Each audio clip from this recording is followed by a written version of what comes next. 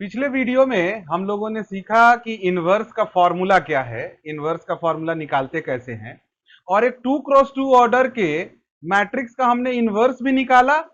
और हमने क्या किया कि उसका वेरिफिकेशन भी किया कि जो इनवर्स हमें आया है वो इनवर्स सही रिजल्ट दे रहा है या नहीं दे रहा है। मैंने आपको बोला भी था कि एक पार्ट तो मैंने कर दिया था, दूसरा पार्ट आपको खुद से करना था। होप आप लोगों ने किया होगा। अभी हम एक 3x3 ऑर्डर का मैट्रिक्स लेंगे और उसका इनवर्स निकालेंगे और उसे वेरीफाई भी करेंगे। तो मैंने इसका एक सेपरेट वीडियो बना दिया है ताकि ये एक अलग ही वीडियो रहे 3x, क्योंकि 2x2 ऑर्डर में 4 ही एलिमेंट्स होते हैं, तो 4 एलिमेंट्स का माइनर कोफैक्टर जो भी निकालना है, मल्टीप्लाई करना थोड़ा आसान है। तो 3x3 ऑर्डर का मैट्रिक्स का जब हम इनवर्स निकालेंगे तो वो थोड़ा लंबा भी हो जाएगा, और फिर उसका वेरिफिकेशन करेंगे तो मल्टीप्लाई भी 3x3 ऑर्डर के मैट्रिसेस का होगा। तो इसीलिए मैंने इसको सेपरेट कर दिया है। तो यहां पे हम एक 3x3 ऑर्डर के मैट्रिक्स को लेते हैं, उसका इनवर्स निकालते हैं, और जो इनवर्स आएगा हम उसे फिर से उसका वेरिफिकेशन करेंगे कि ये कैसे काम करता है। तो चलिए देखते हैं एक 3x3 ऑर्डर के मैट्रिक्स को। तो अभी जो हमने मैट्रिक्स लिया है, अगर आपको याद हो, तो यही मैट्रिक्स हमने एलिमेंट्री ट्रांसफॉर्मेशन, जब हम कॉलम से ट्रांसफॉर्मेशन कर रहे थे तो हमने इसका इन्वर्स निकाला था एलिमेंट्री कॉलम ट्रांसफॉर्मेशन की मदद से। तो हमने वही मैट्रिक्स ले लिया और अब हम इसे डायरेक्ट मेथड से, यानी कि जो हमने सीखा है पिछले वीडियोस में, उससे अब हम इसका निकालेंगे इनवर्स। ठीक है, तो आइए देखते हैं इसका इनवर्स। सबसे पहले हमें क्या करना पड़ेगा कि जितने भी एलिमेंट्स हैं उनका कॉरेस्पॉन्डिंग कोफैक्टर्स निकालना पड़ेगा।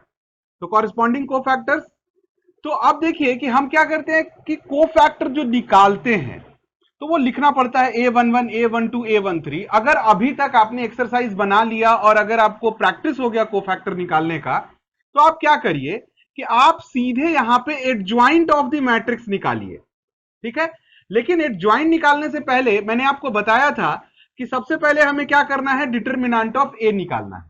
ठीक है, तो डिटरमिनेंट ऑफ ए निकालेंगे तो पता चल जाएगा कि हमारा जो मैट्रिक्स है वो सिंगुलर है या नॉन सिंगुलर है। सिंगुलर होगा तो इनवर्स एग्जिस्ट नहीं करेगा, और अगर नॉन सिंगुलर होगा तो हम फिर आगे प्रोसीड करेंगे। तो डिटरमिनेंट ऑफ ए हम एक्सपेंशन कर लेते हैं फर्स्ट रो के अलोंग। तो आप देखिए क्या आ रहा है हमें।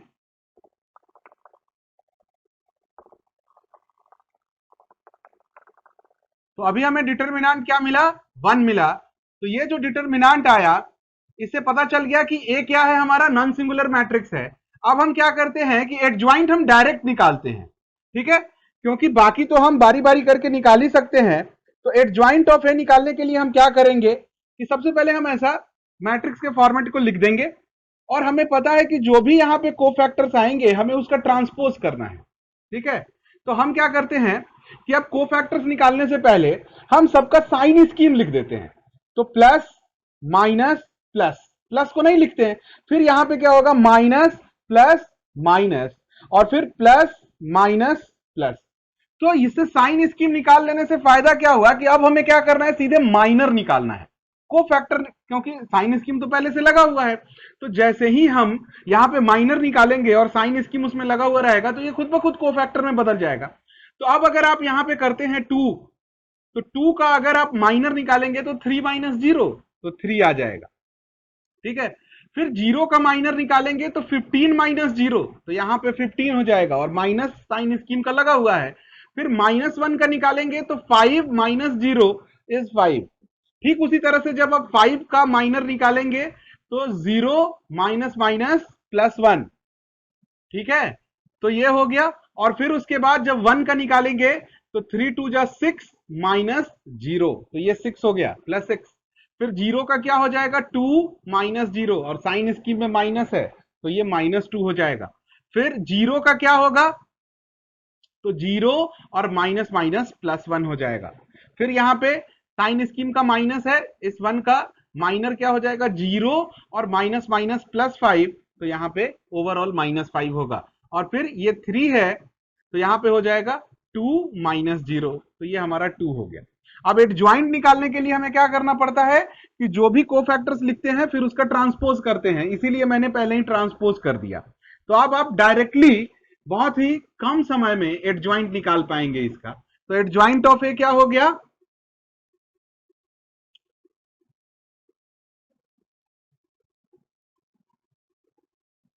तो तीसरे रो में क्या हो गया 5 माइनस 2 2, और हमने डिटर्मिनेंट ऑफ ए निकाला हुआ है 1, और इनवर्स का फॉर्मूला क्या निकाला था हमने, adjoint A by determinant of A.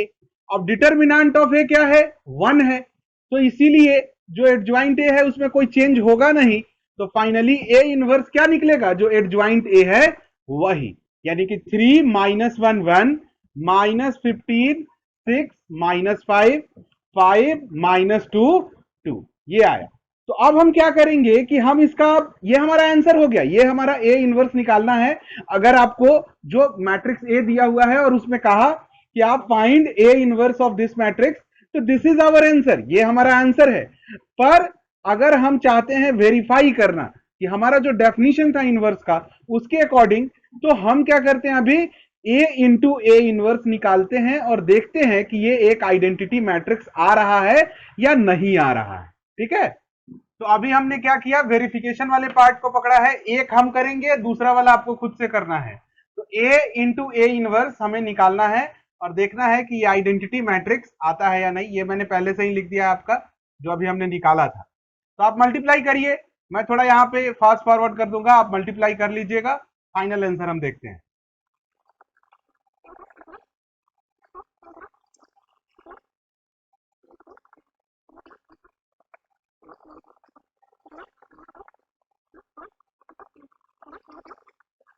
Finally हमें मल्टीप्लाई करने के बाद इतना ही आएगा, और जब आप इसे सॉल्व करके लिखेंगे तो आप देखिए 6 minus 5 is 1, minus 2 plus 2 is 0, 2 minus 2 is 0, फिर यहां पे भी 0 1 0 0 0 1, यानी कि हमारे पास आइडेंटिटी मैट्रिक्स आ गया 3 क्रॉस 3 ऑर्डर का। तो ए इंटू ए इनवर्स क्या आया हमें, आइडेंटिटी मैट्रिक्स ऑफ 3 क्रॉस 3, यानी कि जितने ऑर्डर का ए होगा उतने ही ऑर्डर का हमें आइडेंटिटी मैट्रिक्स मिलेगा। तो यही हमें दिखाना था यहाँ पे। अब आपको क्या करना है, ए इनवर्स इंटू ए निकालना है, यानी कि पहले आप ए इनवर्स करिए, क्योंकि ये बहुत इंपॉर्टेंट इसलिए हो जाता है क्योंकि मैट्रिक्स मल्टीप्लीकेशन कम्यूटेटिव नहीं होता है। अब कम्यूटेटिव नहीं होने के कारण ये बहुत इंपॉर्टेंट है कि जो जो प्रॉपर्टीज में या कुछ ऐसा कंडीशन बन जाए जिसमें ए इंटू बी और बी इंटू ए बराबर आए, तो वो उसका ट्रीटमेंट स्पेशल हो जाता है फिर।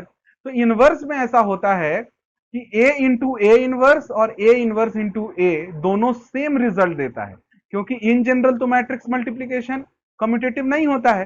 तो इसीलिए हम यहां पे दोनों तरफ से करेंगे और हमें दोनों तरफ से सेम रिजल्ट आएगा। ठीक है, तो ए इनवर्स इंटू ए अगर आप निकालना चाहते हैं तो सबसे पहले ए इनवर्स लिखिएगा, 3 माइनस 1 1 माइनस 15 6 माइनस 5 5 माइनस 2 2, और फिर यहां पे ए बाद में लिखिएगा, ये हो जाएगा 2 0 माइनस 1 5 1 0 0 1 3। ठीक है, अब मल्टीप्लाई कर देते हैं।